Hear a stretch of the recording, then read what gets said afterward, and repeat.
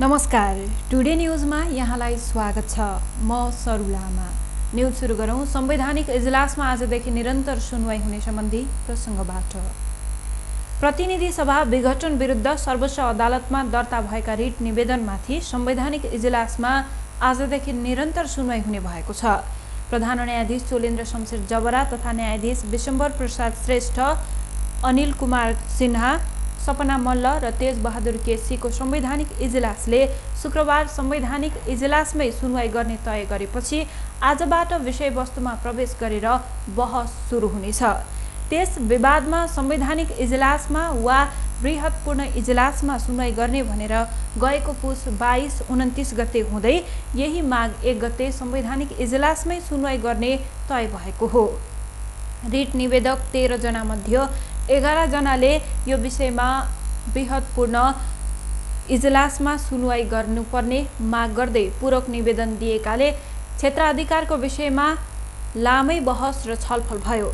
गएको पुस 10 गते सर्वोच्च अदालतको संवैधानिक इजलासले प्रतिनिधि सभा विघटन गर्नुपर्ने कारण सहितको लिखित जवाफ पेश गर्न सरकारमा नाममा आदेश जारी गरेको थियो। आदेश अनुसार राष्ट्रपति कार्यालय, प्रधानमन्त्री तथा मन्त्री परिषदको कार्यालय, सभामुखले गएको पुस 19 गते महान्यायाधिवक्ताको कार्यालय मार्फत लिखित जवाफ पेश भइसकेको छ।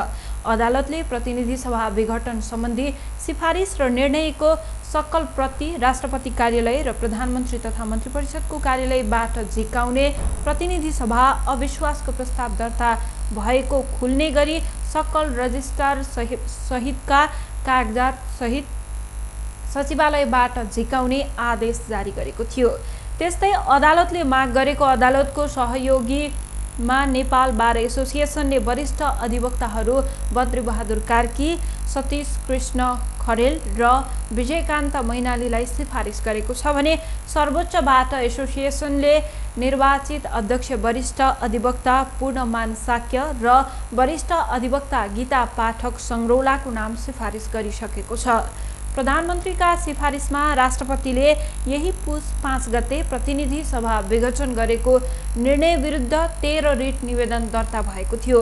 रिट निवेदनमा निवर्तमान सांसदले प्रधानमन्त्रीका सिफारिसमा राष्ट्रपतिले प्रतिनिधि सभा विघटन गर्ने गरी गरेको निर्णयबाट प्रतिनिधि सभाको 5 वर्षसम्म प्रतिनिधित्व गर्न पाउने हकबाट वञ्चित भएको जनाउँदै यो निर्णय बदर गर्न माग गरेको छ। कानुन व्यवसायीले दायर गरेको रिट निवेदनमा प्रधानमन्त्रीले गरेको सिफारिस र त्यस सिफारिसका आधारमा राष्ट्रपतिद्वारा प्रतिनिधि सभा विघटन सम्बन्धी सम्पूर्ण काम कारबाही र यस सिफारिसका आधारमा भए गरेका सम्पूर्ण कार्य नेपालको संविधानको धारा 133 को उपधारा 2 र 3 बमोजिम प्रत्यपेक्षणका आदेशबाट बदर गरी प्रतिनिधि सभाले गर्नुपर्ने काम सम्पन्न गर्न उपयुक्त आदेश गर्न माग गरिएको छ। प्रदेश नम्बर 2 का मुख्यमन्त्री लालबाबु राउतले सञ्चार क्षेत्रको विकासका लागि सरकार प्रतिबद्ध रहेको बताउनु भएको छ। नेपाल पत्रकार महासंघ शाखा सप्तरीको 10औं साधारण सभालाई शनिबार सम्बोधन गर्दै उहाँले सञ्चार क्षेत्र र यस क्षेत्रमा कार्यरतहरूको समस्या प्रदेश सरकारको समस्या रहेको बताउनुभयो। मुख्यमन्त्री राउतले देशमा सङ्कट आउँदा पत्रकारहरूले खेलेको भूमिका महत्त्वपूर्ण हुने गरेको बताउनुभयो। कुनै पनि अधिकार प्राप्तिको आन्दोलन होस् वा देशलाई सङ्कट पर्दा पत्रकारले गरेको योगदान महत्त्वपूर्ण रहेको छ उहाँले भन्नुभयो। सञ्चार क्षेत्रको विकास बिना देशमा सुशासन र समृद्धिको कल्पना समेत गर्न सकिँदैन। उहाँले प्रदेश सरकारले सञ्चार क्षेत्रको विकासका लागि छिट्टै सञ्चार प्राधिकरण र मिडिया काउन्सिल गठन गर्न लागेको जानकारी पनि दिनुभयो। प्रदेश सरकार सञ्चार क्षेत्र र पत्रकारको समस्याप्रति गम्भीर रहेको उल्लेख गर्दै मुख्यमन्त्री राउतले सञ्चार क्षेत्रको विकास र पत्रकारहरूको तमाम समस्या समाधान गर्न सरकार प्रतिबद्ध रहेको बताउनुभयो। उहाँले वर्तमान देशको अस्थिर अवस्थामा पत्रकारहरूमा थप जिम्मेवारी बढेको भन्दै सङ्घीय सरकारले निम्त्याएको जटिल अवस्थालाई सही दिशाबाट ल्याउन अझ सशक्त रूपमा पत्रकारहरूलाई भूमिका निर्वाह गर्न आग्रह गर्नुभयो। मुख्यमन्त्री राउतले संविधानको बरखिलाप गर्दै प्रधानमन्त्री केपी शर्मा ओलीको सिफारिसमा राष्ट्रपति विद्यादेवी भण्डारीले सदन विघटन गरेको भन्दै आक्रोश व्यक्त गर्नुभयो। संविधानमै नभएको अधिकार प्रयोग गरेर प्रधानमन्त्री ओलीले देशलाई प्रतिगमनतिर लगेको भन्दै ओली सरकारको तानाशाही संवैधानिक कु विरुद्ध पत्रकारहरूले खबरदारी गर्नुपर्नेमा जोड दिनुभएको थियो। सामाजिक विकास मन्त्री नवलकिशोर शाहले देशमा परिवर्तन ल्याउन पत्रकारको योगदानको चर्चा गर्नुभएको थियो।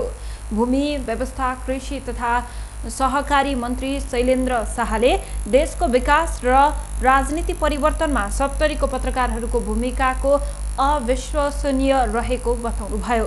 नेपाल पत्रकार महासंघ सप्तरीका अध्यक्ष जितेन्द्र खड्काको अध्यक्षतामा आयोजित साधारण सभामा राष्ट्रिय सभा सदस्य शेखर सिंह, प्रदेश सभा सदस्य मनिष सुमन, नेपाल पत्रकार महासंघका केन्द्रीय सदस्य अवधेश झा, प्रदेश सचिव रामनारायण विश्वास, नेपाल पत्रकार महासंघ सप्तरीका संस्थापक अध्यक्ष शिवहरि भट्टराई, जनता समाजवादी पार्टी सप्तरीका अध्यक्ष केदार यादव लगायतका उपस्थिति रहेको थियो।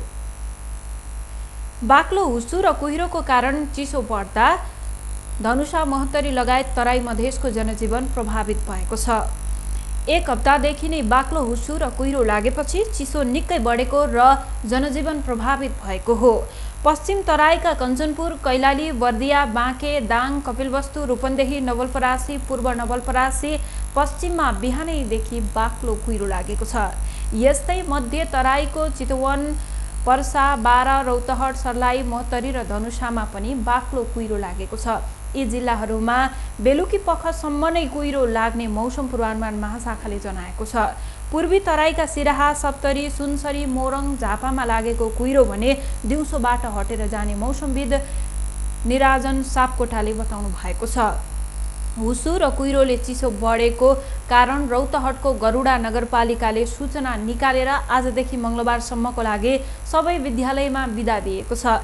चिसोका कारण मानिसहरू घरबाट काम मात्रामा बाहिर निस्केका छन्। बजारमा पनि चहल पहल घटेको छ। चिसो बढेसँगै मानिसहरू जाडोबाट बस्न आगो तापेर घरमै बस्न बाध्य भएका छन्। चिसोका कारण खास गरी दैनिक ज्यालादारी तथा घर बाहिर खुल्ला ठाउँमा काम गरेर जीविकोपार्जन गर्दै आएका मजदुर तथा सर्वसाधारणलाई बढी समस्या भएको छ। घर बाहिर रिक्सा, ठेला तथा निर्माणका काममा खट्ने मजदुरहरू बढी प्रभावित भएका छन्। चिसोले गर्दा ससाना बालबालिका र वृद्धावृद्धालाई प्रभाव पर्ने भएकाले यस्तो मौसममा उनीहरूको ख्याल गर्नुपर्ने डाक्टरहरूको सुझाव छ। सकेसम्म घर बाहिर निस्कनै परेमा न्यानो कपडा लगाएर निस्कन तथा तातो, झोलिलो तथा पोषणयुक्त खाना खान डाक्टरहरूले सुझाव दिएका छन्। भोलि बेलुकीबाट भने तराईको मौसम सफा हुन सक्ने मौसमविद निराजन सापकोटाले बताउनु भएको छ। एक सातादेखि चलेको शीतलहरका कारण बर्दिवास लगायत रौतहटको गरुडा नगरपालिकाका सबै सामुदायिक विद्यालय 3 दिनका लागि बन्द गर्ने निर्णय गरेको छ। गरुडा नगरपालिकाले आज एक सूचना जारी गर्दै अत्याधिक चिसोका कारण बालबालिकामा कोभिड-19 को थप जोखिम बढेकाले आजदेखि मङ्सिर 6 गतेसम्म सबै सामुदायिक विद्यालयमा बिदा दिएको हो। लगातार एक सातादेखिको शीतलहरको कारण रौतहटका साथै बारा, पर्सा, सर्लाही लगायत तराईको जनजीवन प्रभावित बनेको छ। सरकारी कार्यालयहरूमा सेवाग्राहीहरूको संख्या न्यून देखिएको छ भने बजारहरूमा पनि चहल पहल घटेको छ। साताको पहिलो दिन आइतबार नेपाली बजारमा सुनको भाव प्रति तोला 700 रुपैयाँले घटेको छ।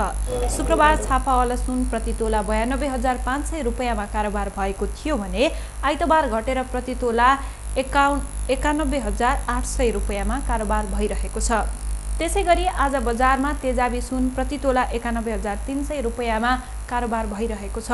नेपाल सुन चाँदी व्यवसायी महासंघका अनुसार आज बजारमा चाँदीको भाव 30 रुपैयाँले घटेर प्रति तोला 1,230 रुपैयाँमा कारोबार भइरहेको छ।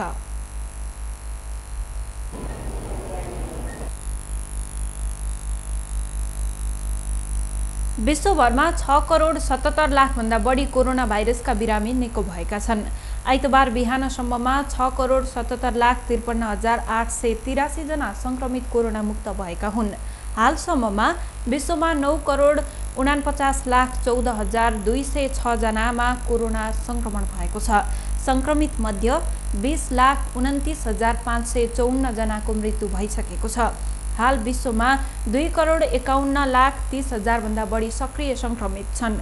कोरोना भाइरसबाट सबैभन्दा बढी प्रभावित राष्ट्र संयुक्त राज्य अमेरिकामा हालसम्ममा 2,42,00,000 भन्दा बढी मानिस संक्रमित भइसकेका छन्।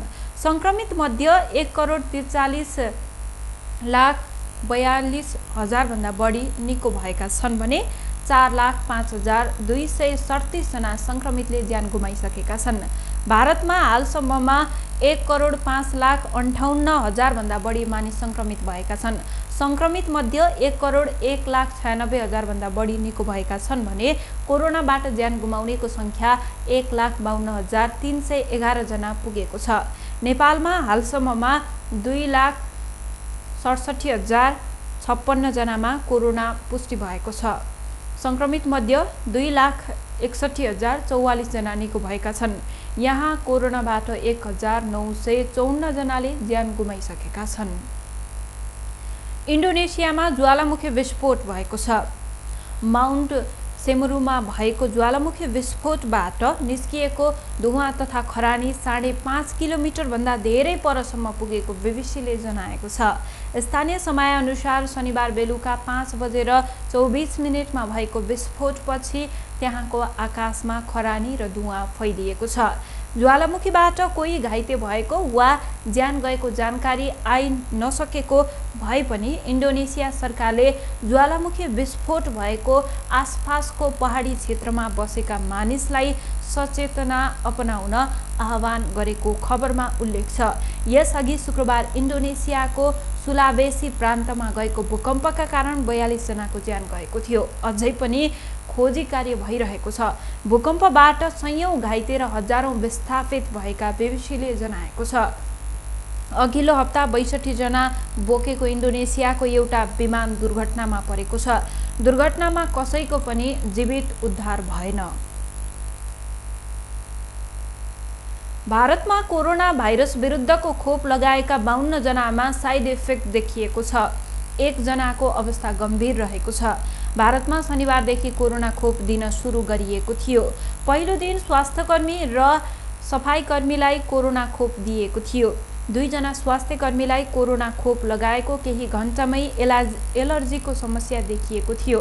राजधानी नयाँ दिल्लीका 11 जिल्लाका 8,117 जनालाई पहिलो दिन खोप लगाएको थियो। तीमध्ये 4,319 जना कर्मचारी रहेका थिए, तर 52 जनालाई खोपको साइड इफेक्ट देखिएको थियो।